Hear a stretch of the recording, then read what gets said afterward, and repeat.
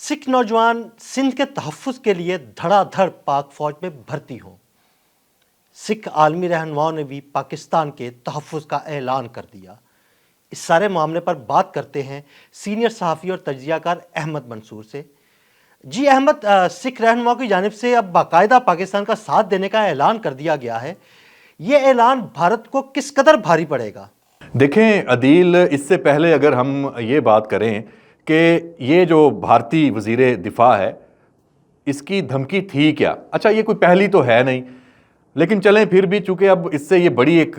Interesting ایک صورتحال ہے، اس نے جنم لیا ہے اور نریندر مودی اور بھارت کی دم پہ پاؤں خود سکھوں نے رکھ دیا ہے، سکھ لیڈرشپ نے رکھ دیا ہے، جس پہ آپ بات کر رہے ہیں اس کی تفصیل پہ میں آگے جا کے بات کرتا ہوں۔ اب خواہ مخواہ میں آپ تقریر کریں، بیان دیں اور آپ کہہ دیں کہ جی یہ سندھ ہے، پتہ نہیں کتنے ہزار سال پہلے اس تہذیب کا حصہ ہے اور ہم کسی بھی وقت سندھ واپس لے سکتے ہیں۔ اچھا، آپ پہلے کشمیر کی بھی بات کر رہے ہیں، آپ نے خیبر پختونخوا میں ٹی ٹی پی کو بھی لانچ کیا ہوا ہے اپنی پراکسی میں، آپ نے بلوچستان میں بھی آپ حملہ آور ہیں، بی ایل اے کے ذریعے وہ آپ کی پراکسی ہیں، اور باقی گلگت بلتستان پہ بھی جناب آپ نے اس کو متنازع بنانے کی بڑی کوشش کرتے ہیں، آج تک آپ کو وہاں پہ منہ کی کھانی پڑی ہے۔ اب آپ کو سندھ میں جناب ایک خواب نظر آ گیا کہ سندھ بھی آپ کا ہے، تو بھائی پوری دنیا ہی آپ کی ہے، جا کے لے لیں، اٹھا لیں، لیکن آپ پہلے 10 مئی کو تو یاد کر لیں جو آپ کے ساتھ ہوا تھا۔ آپ نے ایک حملہ کیا تھا اور اس کا آپ کو جو جواب ملا تھا اس کے زخم ابھی تک آپ چاٹ رہے ہیں۔ ٹرمپ سے پوچھ لیں، وہ کیا کہتا ہے کہ آپ نے جنگ جب مسلط کی ہے تو پھر آپ جنگ بند کرنے کے لیے بھاگتے پھر رہے ہیں۔ آج تک نریندر مودی ٹرمپ کا سامنا نہیں کر رہا کیونکہ وہ اس سے پوچھ لے گا، اس سے بات کر لے گا اور دنیا کے سامنے ایک اور سچ ہے، اس پہ اوپر ایک مہر جو لگ جائے گی۔ اب یہ جو دھمکی دی ہے اس میں اب پاکستان کے لیے ایک اپرچونٹی آئی ہے، اور وہ اپرچونٹی یہ آئی ہے پوری دنیا اور بھارت کی یہ سبکی ہے۔ دیکھا جائے تو اتنی بڑی سکھ جو کمیونٹی ہے، اور پاکستان کو تو سکھ برادری کا شکر گزار ہونا چاہیے، یعنی ہمیں تو ضرورت ہی نہیں پڑی، خود بھارت کے اندر سے یہ جو سکھ فار جسٹس کے جو ہیڈ ہیں، یہ تو خیر ویسے بھی گرپتونت سنگھ ہیں، اور یہ انہوں نے کہہ دیا کہ جو سکھ ہیں پوری دنیا میں، بھارت میں، وہ پاکستان کی فوج میں شامل ہونے کے لیے بے قرار ہیں، آفر کر دی ہے۔ انہوں نے کہا ہے کہ پاکستان کی جو فوج ہے، اور کس کی قیادت میں؟ فیلڈ مارشل سید عاصم منیر کی قیادت میں بھارت کے جو سکھ ہیں وہ پاکستان کی فوج میں شامل ہو کے بھارت کا مقابلہ کرنے کے لیے تیار ہیں۔ یہ ایک ایسی ڈپلومیٹک جو فتح ہے پاکستان کی ہوئی ہے، اس کا جو زخم میں سمجھتا ہوں بھارت کو، نریندر مودی کو، یہ اب سالہ سال تک یہ وہ اپنے یہ زخم چاٹے گا اور اس پہ نمک چھڑکا جاتا رہے گا۔ اب کہا کیا ہے، یہ جو بھارتی جو جبر ہے، وہ بھارت کا جو ظلم و ستم ہے، یہ قبضہ کیا، جو اقلیتوں کے وہاں پہ حالات ہیں، اب بھارت میں کوئی اقلیت اس نریندر مودی سرکار کے ساتھ رہنے پہ تیار نہیں ہے۔ یہ اس کا ایک اور پہلو بھی ہے۔ یہ انہوں نے کیا کہا جو سکھ رہنماؤں نے، انہوں نے سکھ فوجیوں سے کہا ہے، صرف سکھ عوام سے نہیں کہا کہ سکھ فوجی سندھ کے دفاع کے لیے پاک فوج میں شامل ہوں، یہ ہدایت کی ہے، اور ساتھ اس میں کھلی بھرتی کا مطالبہ کیا ہے پاک فوج میں، جو سکھوں کی سب سے بڑی تحریک ہے، سکھ فار جسٹس۔ یہ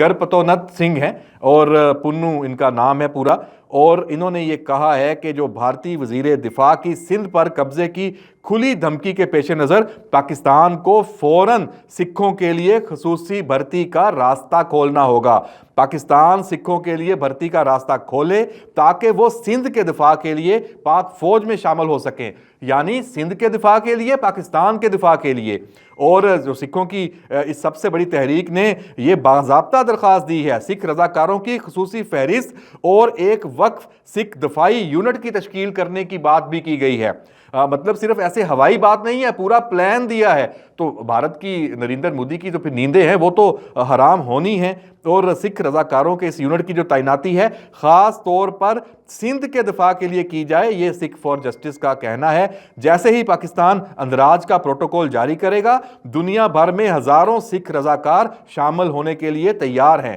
سکھ فار جسٹس نے اس میں یہ بھی کہا ہے کہ ہم اقوام متحدہ کے بین الاقوامی قوانین کی بنیاد پر ایک مضبوط موقف رکھتے ہیں اور عالمی قوانین کے تحت فوجیوں کو یہ حق حاصل حاصل ہے کہ وہ اپنی ضمیر یا اخلاقی وجوہات کی بنا پر کسی جنگ میں حصہ لینے سے انکار کر سکتے ہیں، اور دنیا پاکستان کے مضبوط موقف اور بھارتی جارحیت کے خلاف اپنی مکمل حمایت کا اظہار کر رہی ہے۔ تو یہ جناب ایک بڑی شکست ہے، اور یہ جو بڑی شکست ہے بھارت کی، اس کے بہت سے اب پہلو ہیں وہ نکلیں گے۔ تو جناب یہ